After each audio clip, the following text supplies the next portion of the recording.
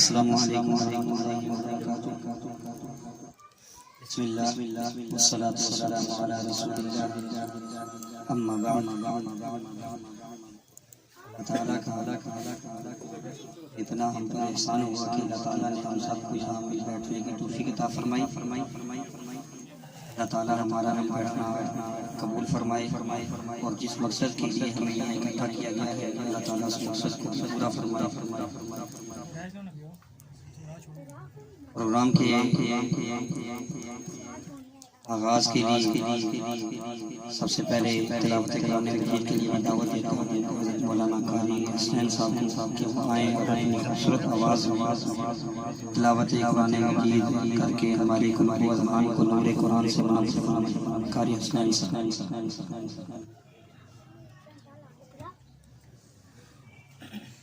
السلام أعوذ بالله من الشيطان الرجيم، بسم الله الرحمن الرحيم،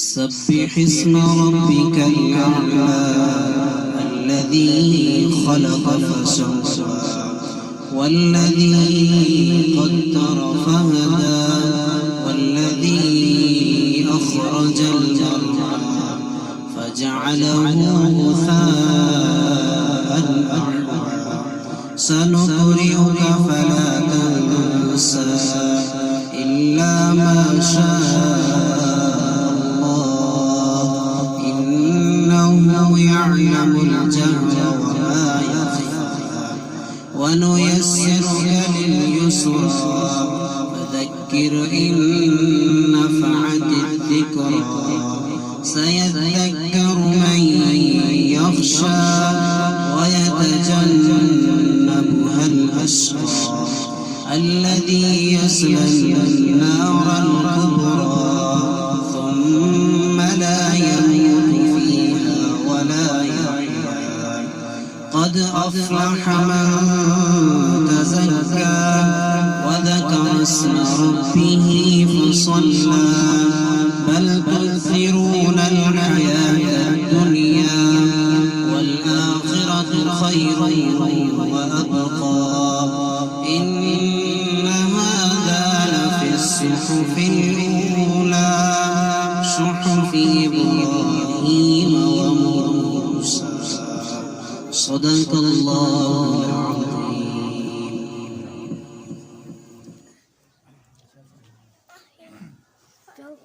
ماشاءاللہ، جزاکم اللہ خیر، جزاکم اللہ فیک۔ اب میں نعتیہ کلام کے لیے دعوت دیتا ہوں صوبان اور نعتیہ کلام پڑھیں۔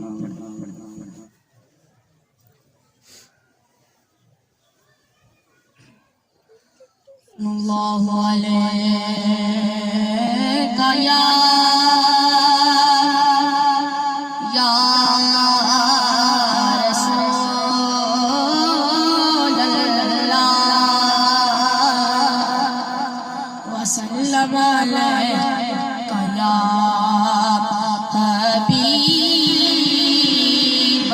سارے مل کر پڑھیے صلی اللہ علیہ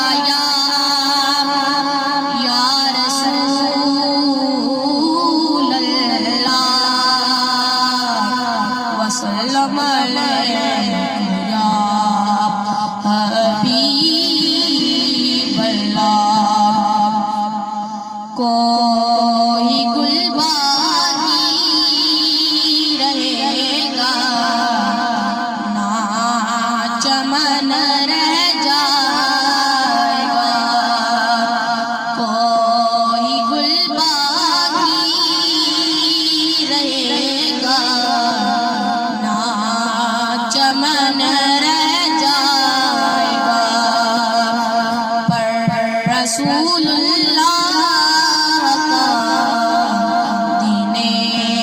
حسن رہ جائے گا نام شاہان جہاں مٹ جائیں گے لیکن یہاں نام شاہان جہاں مٹ جائیں گے لیکن یہاں حشر تک نام نشان پنجتن رہ جائے گا حشر تک نام نشان پنجتن رہ جائے گا کوئی گل باقی رہے گا نہ چمن رہ جائے گا جو پڑھے گا صاحب لولاک کے اوپر درود اور جو پڑھے گا صاحب لولاک کے اوپر درود آگ سے محفوظ اس کا تن بدن رہ جائے گا آگ سے محفوظ اس کا تن بدن رہ جائے گا اطلس و کم خواب کی پوشاک پہ نازا نہ ہو اطلس و کم خواب کی پوشاک پہ نازا نہ ہو اس تنے بے جان پر خاکی کفن رہ جائے گا اس تنے بے جان پر خاکی کفن رہ جائے گا کوئی گل باقی رہے گا نہ چمن رہ جائے گا پر رسول اللہ کا دین حسن رہ جائے گا کوئی گل باقی رہے گا نہ چمن رہ جائے بلا تاخیر پروگرام کے اگلے حصے کی طرف چلتے ہیں اور شیخ محترم ہر دل عزیز شخصیت اور مایا ناز عالم دین ابو محمد سلفی صاحب کو دعوت خطاب دیتا ہوں کہ وہ اپنے مخصوص انداز میں ہمیں نصیحت فرمائیں جزاکم اللہ خیر السلام علیکم ورحمۃ اللہ وبرکاتہ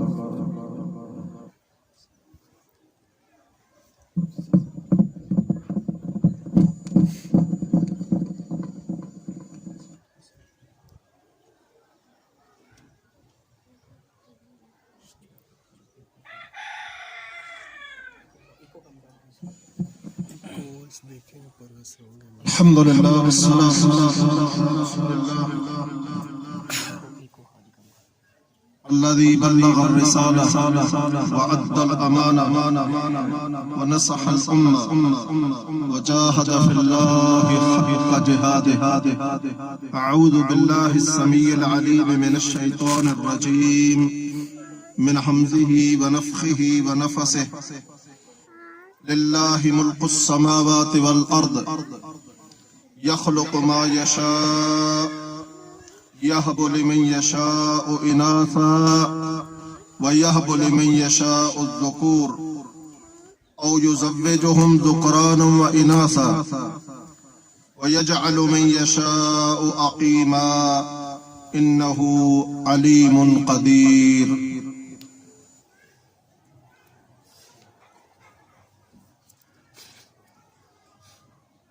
اللہ سبحانہ و تعالیٰ کا ہی ہے جو کچھ آسمانوں میں ہے جو کچھ زمین میں यखलुक मा यशा, वो जो चाहता है पैदा करता है। यहबु लिमन यशाउ इनासा, जिसे चाहता है बेटियां ही बेटियां दे देता है। वयजअलु मन यशाउ अकीमा, और जिसे अल्लाह सुब्हानहु व तआला चाहता है वयहबु लिमन यशाउ ज़ुकूर, और जिसे चाहता है बेटे ही अता कर देता है। औ युज़व्विजुहुम ज़ुकरानम व इनासा, और जिसे चाहता है बेटियां बेटे दोनों अता कर देता है। वयजअलु मन यशाउ अकीमा, और जिसे चाहता है अल्लाह बांझ बना देता है। इन्नहु अलीमुन कदीर, वो खूब इल्म रखने वाला पूरी कुदरतों का मालिक है। औलाद अल्लाह सुब्हानहु व तआला की नेमतों में से एक अजीम नेमत है। अमूमन नेमत की कदर तब होती है जब वो नेमत पास मौजूद ना हो। औलाद कितनी बड़ी नेमत है, ये उन जोड़ों से पूछिए जिन्हें अल्लाह सुब्हानहु व तआला ने औलाद से महरूम रखा है। मैं और आप जिनको अल्लाह सुब्हानहु व तआला ने औलादों से नवाजा है, वो यकीनन इसकी कदर नहीं जानते। अब अल्लाह सुब्हानहु व तआला जब कोई नेमत अता करता है, अल्लाह का उस नेमत पर हमसे मुतालबा क्या है कि हम उस नेमत पर अल्लाह का शुक्र अदा करें। और शुक्र की सबसे बेहतरीन सूरत यह है, एक तो है ना हम जबानी कलामी कह देते हैं अल्लाह का शुक्र है जी, अल्लाह का करम है। नहीं, जो अल्लाह सुब्हानहु व तआला ने शुक्र का हुक्म दिया है वो अमल से साबित होता है। जबानी कलामी दावे अल्लाह सुब्हानहु व तआला के यहाँ मोतबर नहीं है।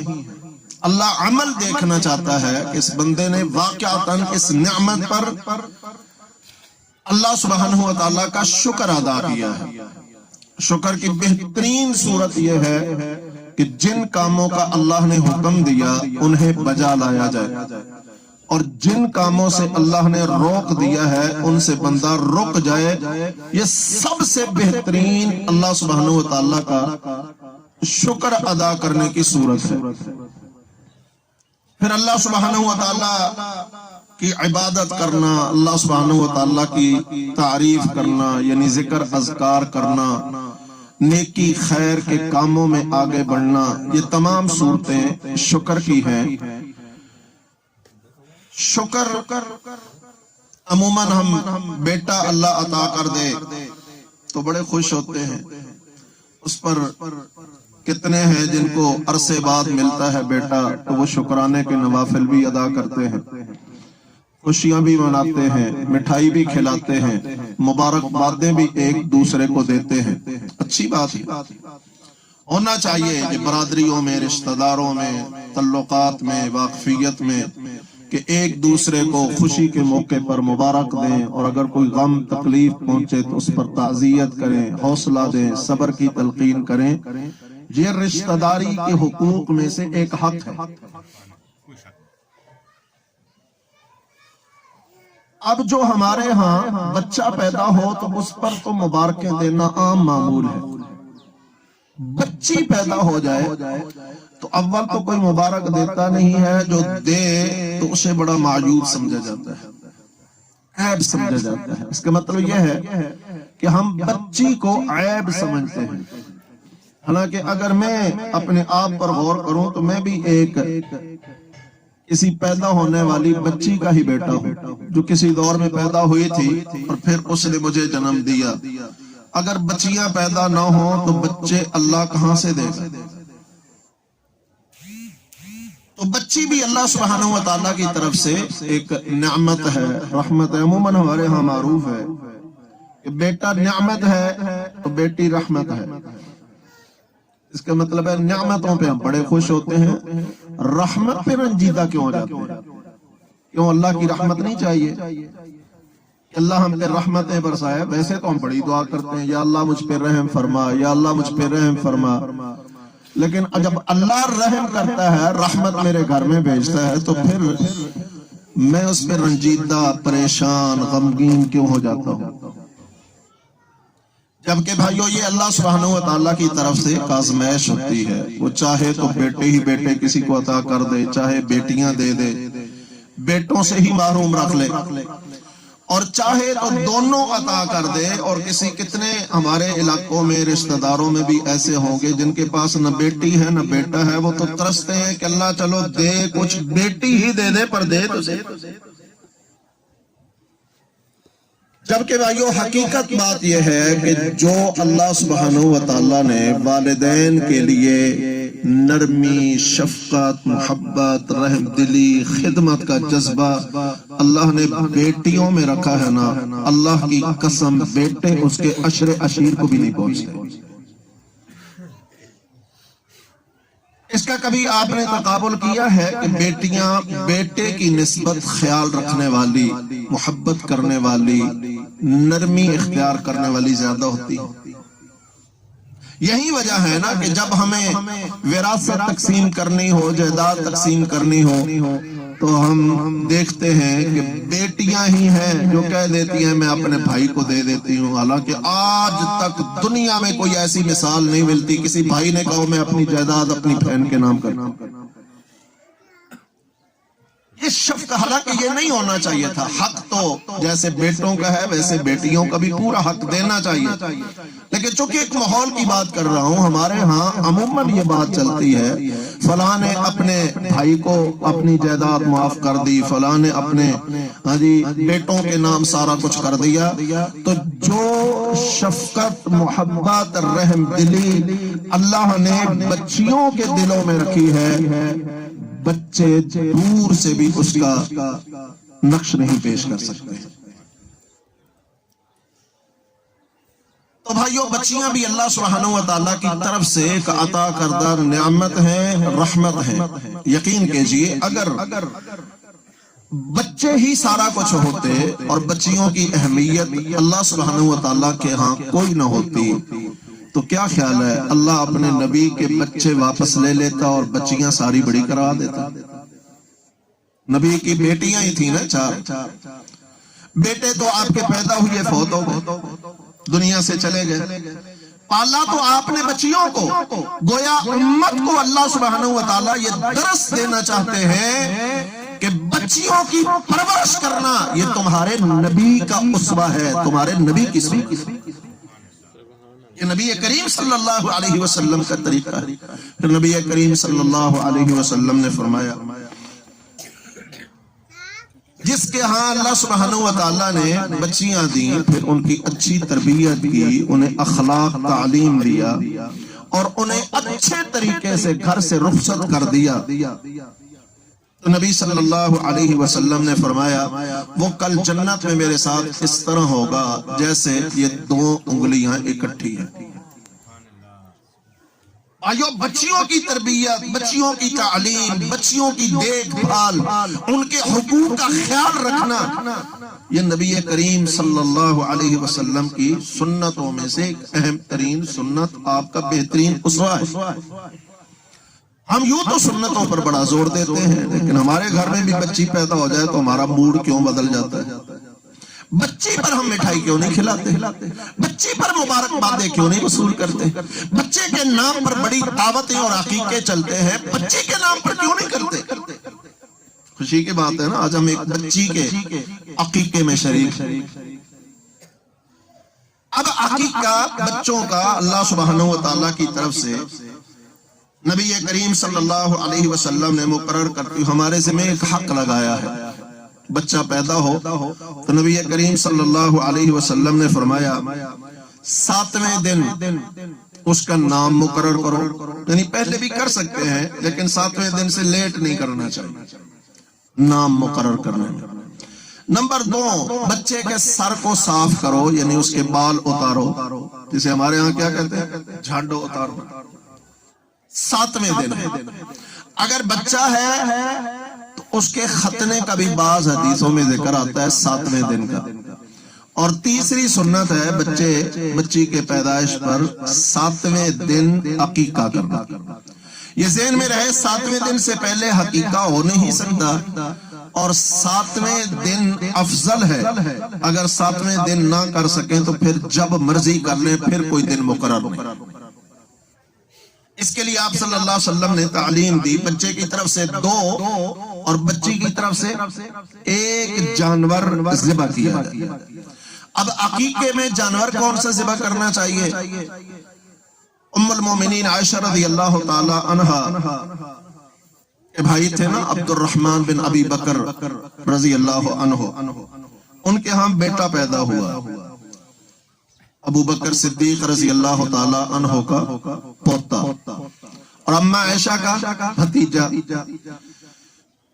اب انہیں اللہ سبحانہ و تعالیٰ نے کافی عرصے بعد بیٹا عطا کیا تھا.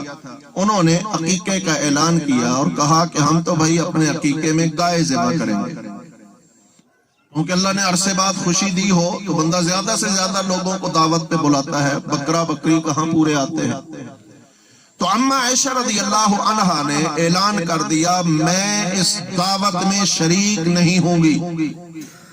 لوگوں نے کہا بھی اللہ نے تیرے بھائی کو بیٹا دیا، اتنے عرصے بعد وہ خوشی کر رہے ہیں اور تو ضد مار کے بیٹھ گئی ہے میں نہیں جاؤں گی. تو وہ کہنے لگی اماں عائشہ رضی اللہ عنہا کہ جس گھر میں اللہ کے نبی کی مخالفت ہو عائشہ اس گھر میں نہیں جا سکتی. کیا مخالفت ہے؟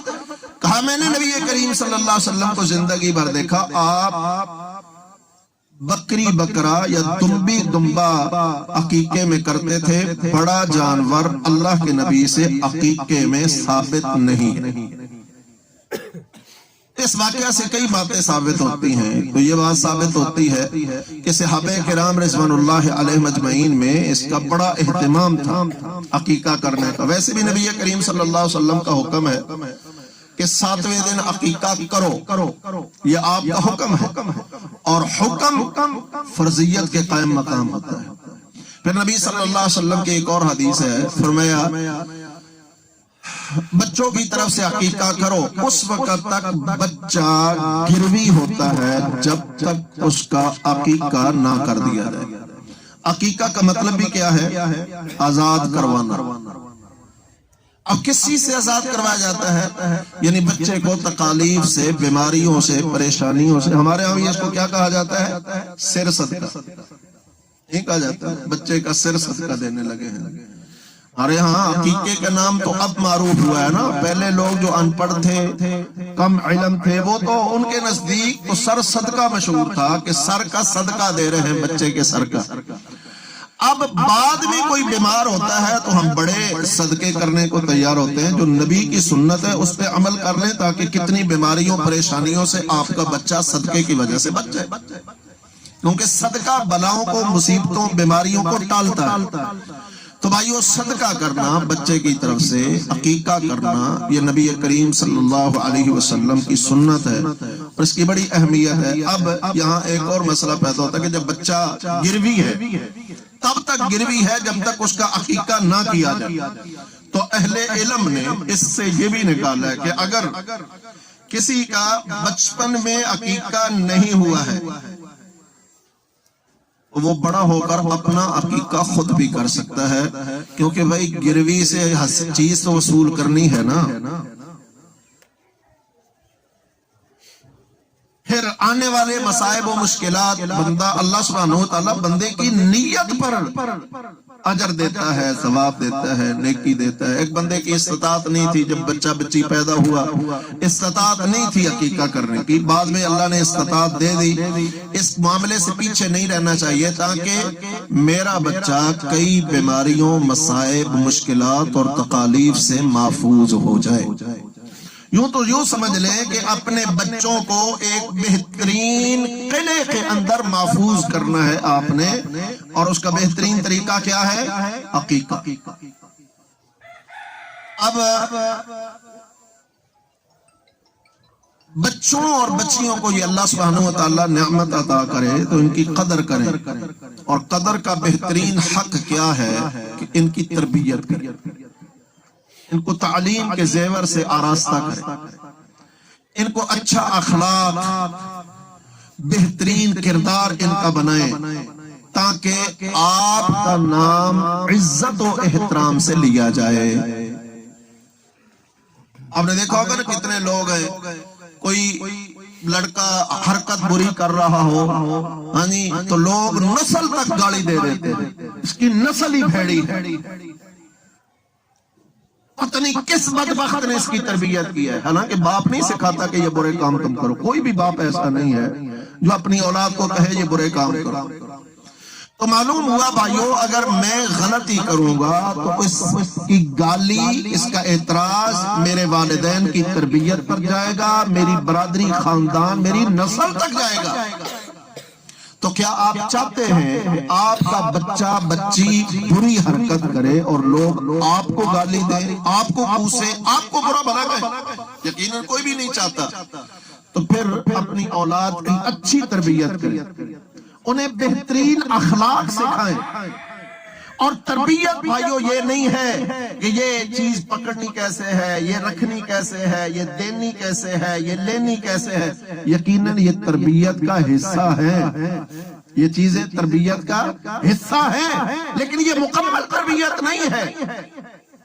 خصوصاً آج کے ماحول میں اگر ہم دیکھیں، ہماری بچیاں بچے اخلاقیات چھوڑتے چلے جا رہے ہیں، بڑوں کا احترام ختم ہو گیا ہے، چھوٹوں سے شفقت محبت ختم ہو رہی ہے، دوسروں سے گفتگو کرنے کا انداز اور طریقہ سلیقہ بھول گئے ہیں، بد اخلاقی عام ہوتی چلی جا رہے۔ یقین کیجئے بعض جگہ پر چھوٹے چھوٹے بچے آگے سے ایسے منہ لگ جاتے ہیں جیسے کبھی ہم نے اپنے بچپن کے دور میں تصور بھی نہیں کیا۔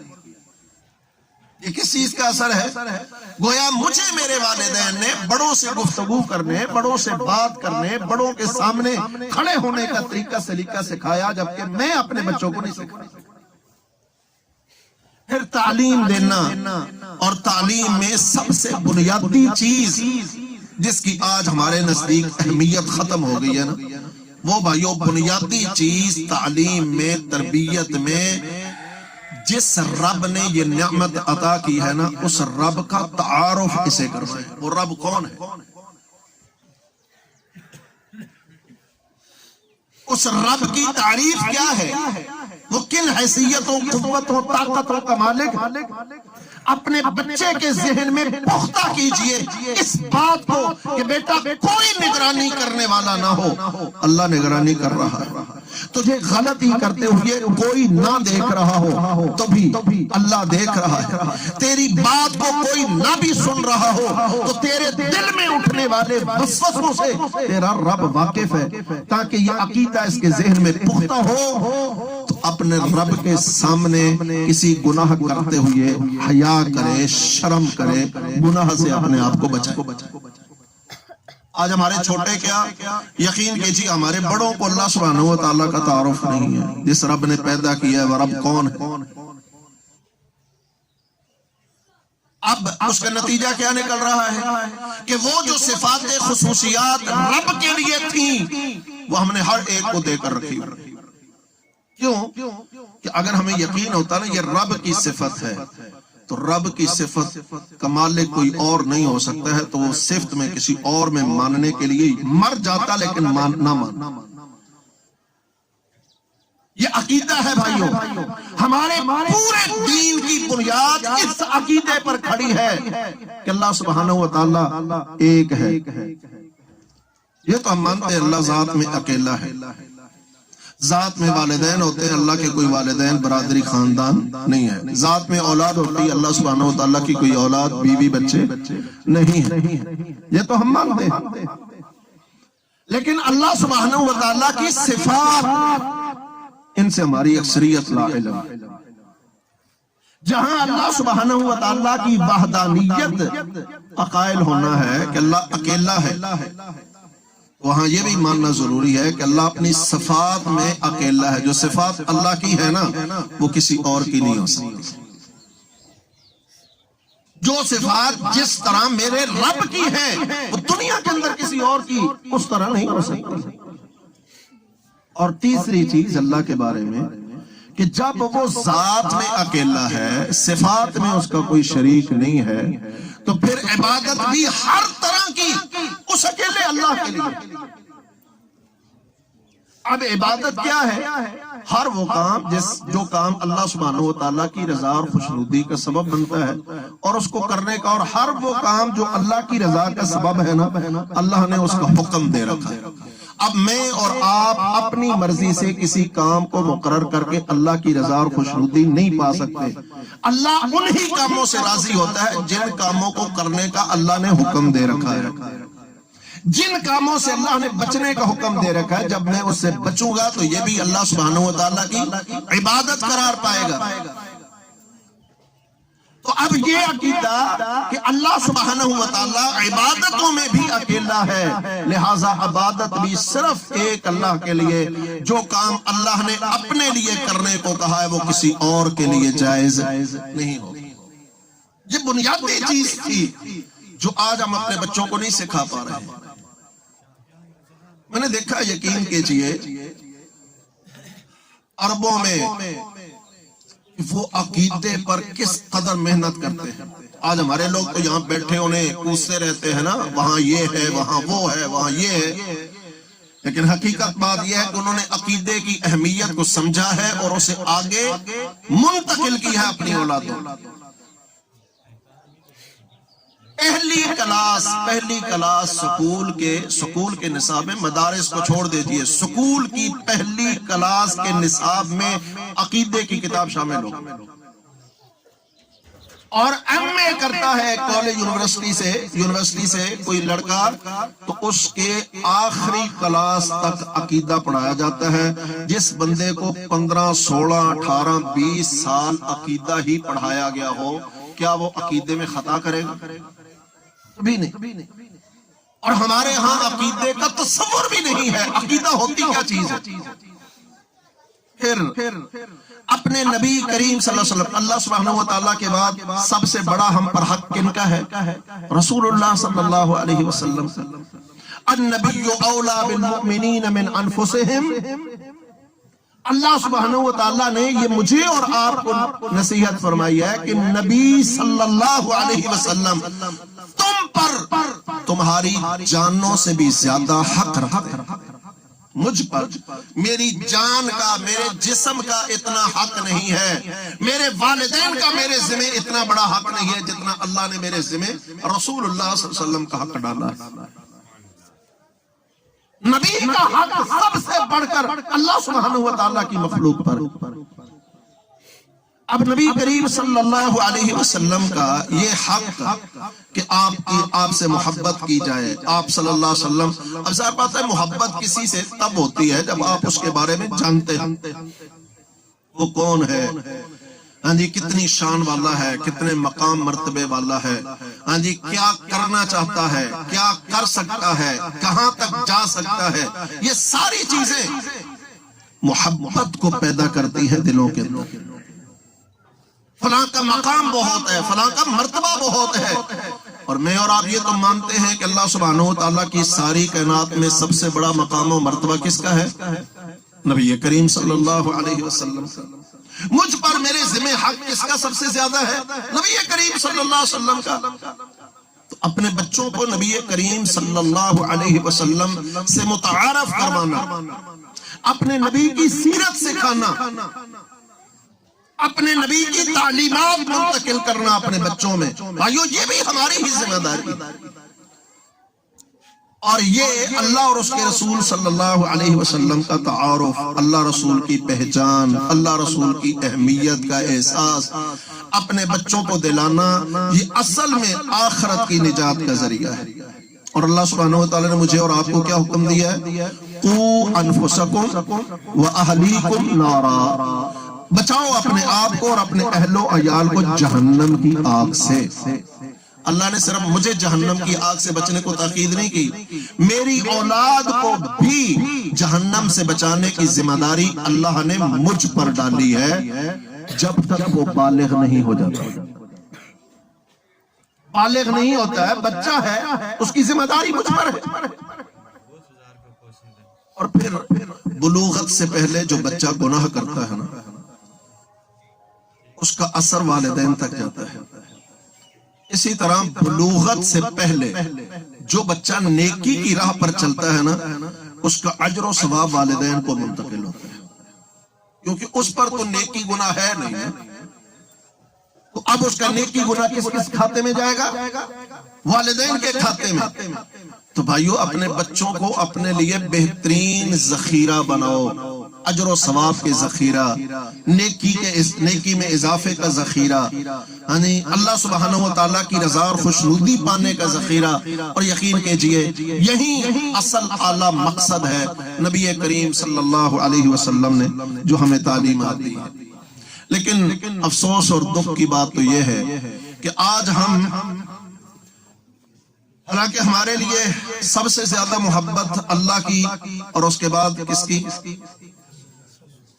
نبی کریم صلی اللہ علیہ وسلم کی ہونی چاہیے۔ اور اللہ سبحانہ، نبی کریم صلی اللہ علیہ وسلم نے بھی، ویسے دعویٰ تو ہم میں سے ہر بندے کا ہے کہ ہم اللہ سے محبت کرتے ہیں، اللہ کے نبی سے محبت کرتے ہیں۔ میں بھی کہتا ہوں مجھے اللہ کے نبی سے محبت ہے، لیکن یہ محبت بھائیو دعووں سے ثابت نہیں ہوتی، یہ محبت عمل سے ثابت ہوتی ہے۔ یہ محبت عمل سے ثابت ہوتی ہے کہ مجھے واقعتاً اللہ کے نبی سے محبت ہے، اور یہ ایمان کا حصہ ہے۔ جیسے نبی صلی اللہ علیہ وسلم سے محبت نہیں ہے نا، یقین کیجئے وہ ایمان سے خالی، وہ بندہ ایمان سے خالی ہے جس کے دل میں اللہ کے نبی کی محبت نہیں ہے صلی اللہ علیہ وسلم۔ یہ تو بس ہمارے ہاں ضد بازیاں چل گئی ہیں، فرقہ بندیوں پر تشدد چل گیا ہے، اس لیے ہم کہہ دیتے فلاں بس صرف دعویٰ کرتے ہو۔ نہیں بھائیو، کسی پر انگلی اٹھانے سے پہلے میں اپنے دل میں دیکھوں میرے دل میں اللہ کے نبی کی محبت کتنی ہے۔ دوسرے کو گستاخ قرار دینے سے پہلے میں خود دیکھوں مجھ سے اللہ کے نبی کی نافرمانی کی صورت میں گستاخیاں تو نہیں ہو رہی، کیونکہ دوسروں پر فتویٰ لگا دینا آسان ہے لیکن عمل کرنا ذرا مشکل ہوتا ہے۔ میں عمل سے ثابت کروں کہ واقعتاً میں کبھی اللہ کے نبی کی گستاخی والا کام نہیں کرتا۔ کیا مطلب ہے گستاخی کا؟ جن کاموں سے اللہ کے نبی نے روکا اگر میں ان کا ارتکاب کروں تو یہ گستاخی ہے کہ نہیں ہے؟ آپ کا باپ آپ کو کوئی بات کہتا ہے، آپ وہ نہیں مانتے تو باپ کیا کہتا ہے؟ یہ بڑا بدتمیز ہو گیا، یہ تو گستاخ ہو گیا، یہ میری بات نہیں مانتا ہے۔ تو گستاخی کیا ہے؟ باپ کی بات نہ ماننا۔ تو رسول اللہ صلی اللہ علیہ وسلم کی گستاخی کیا ہے؟ رسول اللہ کی بات نہ ماننا۔ تو محبت کا تقاضا بھی یہ ہے کہ نبی صلی اللہ علیہ وسلم کی بات مانی جائے۔ میں اس مثال دیا کرتا ہوں، زیادہ وقت نہیں لیتا آپ کا، انشاءاللہ چند منٹ میں اپنی بات ختم کرتا ہوں۔ آپ سفر کر کے آئے، پیدل دور سے چل کے آئے، گرمیوں کا موسم تھا، شدید گرمی تھی، پسینے سے شرابور ہو کر گھر میں پہنچے۔ آپ کے بیٹا دوڑتا ہوا آپ کے گلے لگ گیا، ادھر سے چومتا ہے، ادھر سے چومتا ہے، ماتھا چومتا ہے، ہاتھ چومتا ہے۔ اور بچوں کو یہ چیزیں سکھایا کریں، یہ سکھانے سے آتی ہے۔ یقین کیجیے آپ جتنا مرضی تھکے ہوئے آئے نا، بچہ آپ کے گلے لگ جائے، آپ کے سینے لگ جائے، آپ کا ماتھا چوم لے، آپ کا ہاتھ چوم لے، سارے دن کی تھکاوٹیں اتر جاتی ہیں۔ تو یہ سکھانے سے چیزیں آتی ہیں۔ اب بچہ آپ کے گلے لگ گیا، ماتھا ہاتھ چوم رہا ہے اور کہتا ہے ابو آپ سے مجھے بڑی محبت ہے، آپ کدھر چلے گئے تھے؟ میں ایک لمحہ برداشت نہیں کرتا کہ آپ میرے سامنے نہ ہوں۔ آپ نے کہا بیٹا میں گرمی سے آیا ہوں، تھکا ہوا ہوں، بیٹھیں گے گپے لگائیں گے، میں تجھے بتاؤں گا حالات، لیکن پیاس بڑی لگی ہے، پہلے پانی لے کر آؤں، پانی پیتا ہوں، پھر آرام سے بیٹھ کر تجھے ساری داستان سفر سناتا ہوں۔ وہ بیٹا جناب پھر آپ کے گاڑوں پہ چومنے لگ گیا، ماتھے چومنے لگ گیا، ہاتھ پکڑ کے چومنے لگ گیا، کہتا ہے ابا جی آپ سے مجھے بڑی محبت ہے، میں نہیں چاہتا ایک لمحے کے لیے بھی میری نگاہیں آپ کے چہرے سے دور ہوں۔ اب کہتے ہیں بیٹا پانی لے کے آ، ہاں جی مجھے بھی پتا ہے تجھے بڑی محبت ہے. وہ کہتا ہے نہیں نہیں ابو مجھے بڑی محبت ہے. پھر چومنے چاٹنے لگ جاتا ہے. 2-4 دفعہ آپ کہیں بیٹا پانی لے کے، اور وہ صرف چومنے چاٹنے پر رہے، ایمانداری سے بتائیے آپ پیار سے گلے لگا لیں گے یا تو تھپڑ ماریں گے؟ میں کہتا ہوں پانی لے کے اور تو کہتا مجھے محبت بڑی ہے. محبت تو یہ تھی، آپ بیٹے کو کہتے وہ دوڑتا ہوا جاتا پانی کی جگہ شربت بنا کے لے آتا، تو محبت کو پتہ چلتا کہ نہیں؟ آپ کے دل میں بچے کے لیے ہاں جی تڑپ اٹھتی اور آپ محبت سے اسے سینے لگاتے کہ نہ لگاتے؟ مطلب کیا ہے کہ آپ جیسے کہتے ہیں آپ کا بیٹا ویسے کرے تو آپ سمجھتے ہیں یہ بیٹا مجھ سے محبت کرتا ہے. لیکن جیسے بیٹا چاہتا ہے وہ ویسے کر رہا ہے، آپ کی بات نہیں مانتا تو آپ اسے گستاخ کہیں گے، بدتمیز کہیں گے. تو معلوم ہوا بھائیو، حکم ماننا، بات ماننا یہ اصل محبت ہے. اگر میں اللہ کے نبی کی بات نہیں مانتا، نبی کی سنت طریقے پر نہیں چلتا اور دعویٰ یہ کرتا ہوں میں اللہ کے نبی سے محبت کرتا ہوں، تو یہ محبت جھوٹی ہے، اس محبت کی کوئی قدر نہیں. اب نبی کریم صلی اللہ علیہ وسلم سے محبت کا یہ تقاضا اللہ ہمیں بتاتا ہے، لَقَدْ كَانَ لَكُمْ فِي رَسُولِ اللَّهِ أُسْوَةٌ حَسَنَةٌ. نبی کریم صلی اللہ علیہ وسلم یہ ساری زندگی تمہارے لیے بہترین نمونہ ہے، بہترین رہنمائی ہے. تمہیں خوشی پہنچے تو تم نے وہ خوشی کیسے گزارنی ہے اپنے نبی سے سیکھو.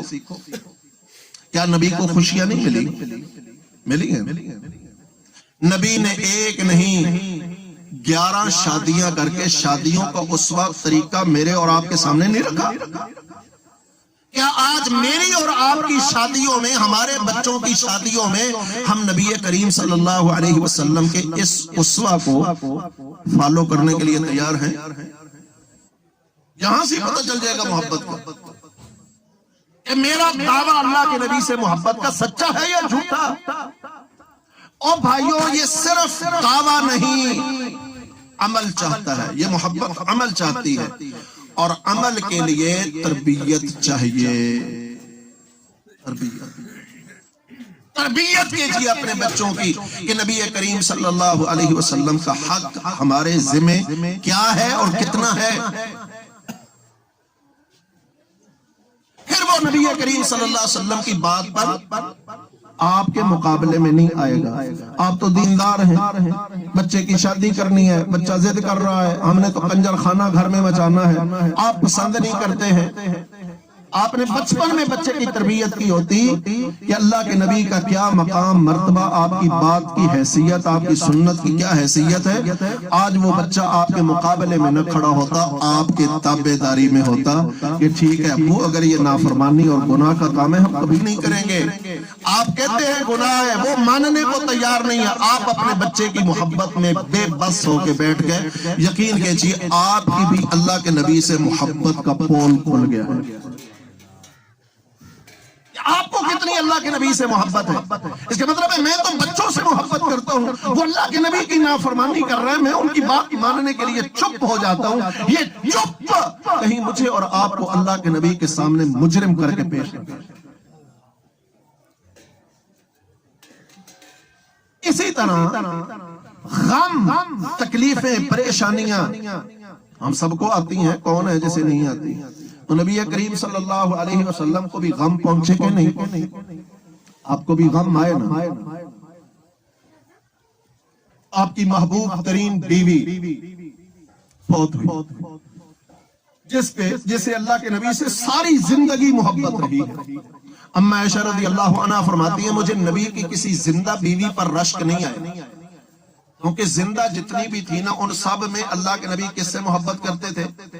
اما عائشہ رضی اللہ عنہا سے. فرماتی ہے مجھے رشک آیا تو خدیجہ پر جو فوت شدہ ہے کہ کاش میں خدیجہ کی جگہ پر ہوتی، کیونکہ اللہ کے نبی جب کبھی پریشان ہوتے، غمگین ہوتے، کیسے واہ خدیجہ کیسی عورت تھی.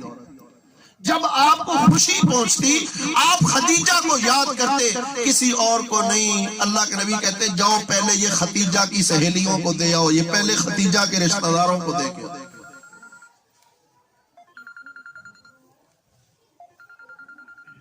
تو نبی کریم صلی اللہ علیہ وسلم کو خوشیاں بھی آتی تھی تو غم بھی آتے تھے. آپ کی وہ بیوی فوت ہوئی تو آپ نے اس بیوی کے مرنے کے بعد، فوتگی کے بعد کیا کیا؟ کیا ہمارے لیے اسوہ حسنہ نہیں ہے؟ ہم جو آج فوت شدہ کے بعد کتنے رسومات کر رہے ہوتے ہیں، کیا ہمارے لیے اللہ کے نبی کی سنت کافی نہیں تھی؟ اس کا مطلب ہے اگر میں باقی رسومات کر رہا ہوں تو اس کا مطلب میں نے اللہ کے نبی کی سنت کو کافی نہیں سمجھا ہے.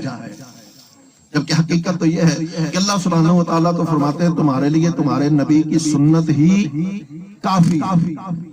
اگر میں اسے کافی نہیں سمجھ رہا تو پھر کیسا میں مومن، کیسا نبی سے محبت کا دعوے دار؟ میں تفصیل میں نہیں جاتا، اشارہ کر رہا ہوں. تو بھائیو، نبی کریم صلی اللہ علیہ وسلم کی محبت کا تقاضا یہ ہے کہ جو اللہ کے نبی صلی اللہ علیہ وسلم نے کیا وہ کریں اور اسی طرح کریں جیسے اللہ کے نبی نے کیا. اور جس کام کو اللہ کے نبی نے نہیں کیا ہے، میرا ایمان مجھے اجازت نہیں دیتا ہے کہ وہ میں کام کروں. اللہ کے نبی سے محبت مجھے اجازت نہیں دیتی ہے کہ وہ کام کروں جو اللہ کے نبی نے نہیں کیا. پھر آپ صلی اللہ علیہ وسلم کے بچے فوت ہوئے، آپ کی زندگی میں ہوئی ہے نا، سارے ہی بیٹے چلے گئے. بیٹیاں آپ کی زندگی میں گئی ہیں، بچے تو چلو بچپن میں چلے گئے نا. آپ کی بیٹیاں آپ کی زندگی میں فوت ہوئی ہیں، 2 بیٹیاں. حضرت عثمان رضی اللہ تعالی عنہ کی دونوں زوجائیں تھیں. ایک فوت ہوئی تو اللہ کے نبی نے دوسری بیٹی دے دی. یہ دونوں نبی کی زندگی میں فوت ہوئی ہے. کیا نبی صلی اللہ علیہ وسلم نے وہ کچھ ان دونوں بیٹیوں پر کیا جو ہمارے ہاں چل رہا ہے؟ یقیناً نہیں. تو ہمیں دیکھنا چاہیے ہمارے نبی نے اس موقع پر کیا کیا تھا. میں اسی طرح کروں گا جیسے بھائی میرے نبی نے کیا. جیسے میرے نبی نے غم برداشت کیا ویسے میں غم برداشت کروں گا. جیسے میرے نبی نے صبر کیا ویسے میں صبر کروں گا. جیسے میرے نبی نے اپنے رشتہ داروں کو دفنایا ویسے میں دفناؤں گا. جیسے میرے نبی نے اپنے محبوبوں پر قبریں بنائی ویسے میں قبریں بناؤں گا. پھر مرنے کے بعد بھی اللہ کے نبی صلی اللہ علیہ وسلم نے اپنے ان رشتہ داروں کے لیے کچھ کام کیے نا. ہم آئیں آج اسی پر آ جائیں، جو نبی نے کیا وہ کریں گے، جو نہیں کیا وہ نہیں کریں گے. یہ نبی سے محبت کا تقاضا ہے. تو بھائیو، ان خوشیوں کے موقع پر بھی کبھی کوئی غم تکلیف آئے تو اس موقع پر بھی ہمیں سب سے بنیادی چیز اپنی برادری کو، ہم کیا کہتے ہیں، یہ برادری کیا کہے گی، لوگ کیا کہیں گے، رشتہ دار کیا کہیں گے. کبھی یہ بھی سوچ لو قیامت کے دن نبی کے سامنے جاؤں گا تو وہ نبی کیا کہے گا. برادری کی بڑی فکر ہے. جس نے میرے ساتھ قبر میں نہیں جانا، میری جگہ پہ حساب نہیں دینا، رب کے سامنے میرے جوابات برادری رشتہ داروں نے نہیں دینے ہیں. جس نے میرا ساتھی بننا ہے، جس نے میری سفارش کرنی ہے، جس نے میری بخشش کا انتظام کرنا ہے، وہ کہہ دے قیامت کے دن تو میری سنتوں پر تو نہیں چلتا تھا، تو برادری کے رسم و رواجوں پر چلتا تھا. کیا بچے گا میرے اور آپ کے پلے؟ آخری امید بھی دم توڑ جائے گی کہ نہیں؟ جہاں اپنے دور ہو جائیں گے، والدین بھاگ جائیں گے، بیوی بچے چھوڑ جائیں گے، بہن بھائی قریب نہیں آئیں گے، وہاں ایک ہی سہارا ہے نا کہ نبی کریم صلی اللہ علیہ وسلم سفارش کریں گے. اب اگر اللہ کے نبی نے کہہ دیا تو ساری زندگی اپنی برادری، خاندان، رشتہ داروں کو راضی کرنے میں گزار کے آ گیا، مجھے تو راضی نہیں کیا، میرے طریقے سنت کو تو نہیں اپنایا، جا میں آج تیرا منہ نہیں دیکھنا چاہتا. بتائیے میرے اور آپ کے پلے کیا باقی بچے گا؟ ٹوٹ گئی نا آخری امید بھی. اور توڑی کس نے؟ میں نے اور آپ نے خود. برادری کو راضی کرتے ہوئے، والدین کو راضی کرتے ہوئے، بہن بھائیوں کو راضی کرتے ہوئے، پھپھیوں، چاچوں، ماموں، خالوں، تایوں کو راضی کرتے ہوئے میں نے اور آپ نے نبی کو ناراض کر لیا، پلے کچھ نہیں بچے گا، یقین کیجیے. تو بھائیو، یہ زندگی بڑی محدود ہے. کیا پتا کل اس ٹائم تک، آج تو ہم ایک دعوت میں بیٹھے ہیں، کل اس ٹائم تک ممکن ہے کسی کے جنازے میں اکٹھے ہو کھڑے ہو، ہم میں سے ہی کوئی ہو سکتا ہے. تو جب یہ زندگی مختصر ہے تو آئیے اس مختصر سی زندگی کی لذتوں میں اپنے آخرت کو برباد نہ کریں. یہ چند روز کی زندگی ہے اور آخرت ہمیشہ کے لیے. اس میں موت نہیں آنی ہے، اس میں یا جنت ہے یا جہنم ہے. آئیے یہاں سے ہی فیصلہ کرنا ہے میں نے جنت میں جانا ہے کہ یہ جہنم میں جانا ہے، فیصلہ یہاں ہوگا۔ اب جنت میں جانے کا پروگرام ہے تو پھر جنتیوں والے کام کریں گے، اور جنتیوں والے نہیں کریں گے تو جہنمیوں والوں کی محنت کرنے کی ضرورت ہی نہیں ہے۔ آپ نے دیکھا ہے نا، گندم کاشت کرنے کے لیے آپ کو زمین تیار کرنا پڑتی ہے کہ نہیں؟ کرنا پڑتی ہے نا۔ کوئی بھی فصل آپ لگانا چاہتے ہیں، اس کے لیے باغ لگانا چاہتے ہیں، اس کے لیے زمین تیار کرنا پڑتی ہے، جبکہ کانٹے جھاڑیاں خود بخود اگ جاتے ہیں۔ جب آپ اچھی فصل کے لیے زمین تیار نہیں کریں گے تو جھاڑیاں کانٹے خود اگ آئیں گے۔ جب آپ ایمان کی طرف، نیکی کی طرف نہیں آئیں گے تو پھر اس دل میں گناہ خود بخود داخل ہو جائے گا۔ گناہوں کے لیے محنت کی ضرورت نہیں ہوتی، محنت تو نیکی کے لیے کرنا پڑتی ہے، اور نیکی کے لیے میں اور آپ کچھ بھی نہیں کر رہے، یقین کیجیے کچھ بھی نہیں کر رہے۔ بس جتنی بھی باتیں کی جائیں وہ کم ہیں۔ یہی نصیحت ہے اپنے بھائیوں کو کہ آج اس دعوت سے ایک پیغام لے کر جائیں کہ بھائی میں نے زندگی کیسے گزارنی ہے، من مانی کی، مرضی کی گزار رہے ہیں، ساری دنیا من مانی مرضی کی زندگی گزار رہی ہے، لیکن اگر مجھے اللہ اور اس کے رسول پر ایمان ہے تو میں آزاد نہیں، میں آزاد نہیں، میں پابند ہوں اللہ اور اس کے رسول صلی اللہ علیہ وسلم کا۔ اگر میں مومن بننا چاہتا ہوں، اگر جنت کا متلاشی ہوں تو مجھ پر پابندیاں ہیں، آزادی نہیں ہے۔ مجھے نیکی کے راستے کو اپنانا ہوگا، گناہ نافرمانی کے راستے کو چھوڑنا ہوگا۔ اولادیں اللہ نے آپ کو دی ہیں، آج ان کا خیال کر لیجئے، ان کی تربیت کر دیجئے۔ میں کہا کرتا ہوں کم از کم اپنی اولاد میں سے کسی ایک کو تو اس قابل بنا جائیں، کسی ایک کو ہی صحیح اس قابل تو بنا جائیں۔ آپ آنکھیں بند کریں اور وہ آپ پر کھڑا آپ کی بخشش کی دعا کر سکتا ہو، ورنہ یقین کیجیے اکثریت کو تو دعا کرنا بھی نہیں آتی۔ میں تو کہتا ہوں اس قابل بناؤ اپنی اولادوں کو کہ آپ کی چارپائی پڑی ہو اور وہ کھڑا جنازہ پڑھا رہا ہو۔ میں کہا کرتا ہوں دنیا کے کسی ولی کے دل میں آپ کی وہ درد نہیں پیدا ہو سکتی، وہ احساس پیدا نہیں ہو سکتا جو آپ کے لیے آپ کی اولاد کے دلوں میں پیدا ہوگا۔ اور اللہ کے ہاں ظاہری الفاظ سے زیادہ دل کی احساس کی قیمت زیادہ ہے۔ اپنے بچوں میں سے کسی کو ایسے بنائیں کہ وہ چارپائی میرے میت پہ کھڑا ہو کے احساس بھرے دل کے ساتھ میرے لیے بخشش کی دعا کرے۔ وہ کلمات کیسے آسمانوں کو چیرتے ہوئے رب تک پہنچتے ہیں، یقین کیجیے میں اور آپ تصور نہیں کر سکتے۔ آخری حدیث، بات ختم کرتا ہوں۔ ابن ماجہ میں حدیث ہے، نبی کریم صلی اللہ علیہ وسلم نے فرمایا اللہ سبحانہ و تعالیٰ ایک جنتی کا درجہ اونچا کرتا ہے۔ جنت میں درجے ہیں نا، نیچے والا درجہ، اوپر والا، جیسے ہمارے ہاں یہاں منزلیں ہیں مکانوں کی، تو جنت میں بھی منزلیں ہیں، نیچے والی منزل، اور ہر اونچی اوپر والی منزل نیچے والی منزل سے زیادہ عیش و آرام والی۔ تو اللہ سبحانہ و تعالیٰ نیچے والے درجے سے اٹھا کر اس جنتی کو اوپر والے درجے پر چڑھا دیتے ہیں۔ تو وہ پوچھتا ہے اللہ سے کہ اللہ اب کس عمل کے صلے میں، اب تو میں کوئی عمل کر ہی نہیں رہا، اور جنت کے درجے تو اعمال سے ملتے ہیں نا۔ تو اللہ سبحانہ و تعالیٰ فرمائیں گے استغفار ولدک لک، تیرے بچوں نے تیرے لیے بخشش کی دعا کی تھی، اس کے صلے میں اللہ نے تیرا درجہ اونچا کر دیا۔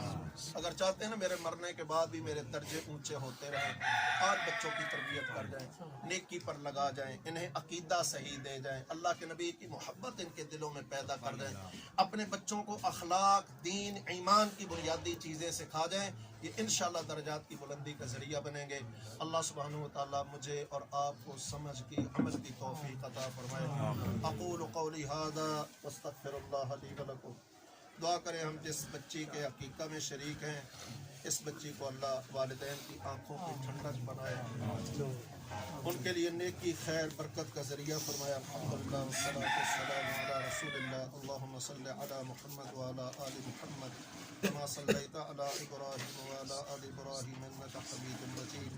اللهم بارك على محمد وعلى آل محمد كما باركت على إبراهيم وعلى آل إبراهيم إنك حميد مجيد ربنا آتنا في الدنيا حسنة وفي الآخرة حسنة وقنا عذاب النار ربنا ظلمنا أنفسنا وإن لم تغفر لنا وترحمنا لنكونن من الخاسرين اللهم اغفر لخطايانا وكفر عنا سيئاتنا وأدخلنا مع الأبرار اللهم إنا نستغفرك ونتوب إليك اللهم إنا نستغفرك ونتوب إليك ربنا هب لنا من أزواجنا وذرياتنا قرة أعين واجعلنا للمتقين إماما یا اللہ ہم تجھ سے اپنے لیے اپنی اولادوں کے لیے نیکی اور خیر مانگتے ہیں یا اللہ ہم پر بھی ہماری اولادوں پر بھی اپنی خاص رحمت نازل فرما اللہ تیرے حقوق کو بھی ادا کرنے کی توفیق عطا فرما اور اپنی اولادوں کے حقوق کو بھی ادا کرنے کی توفیق عطا فرما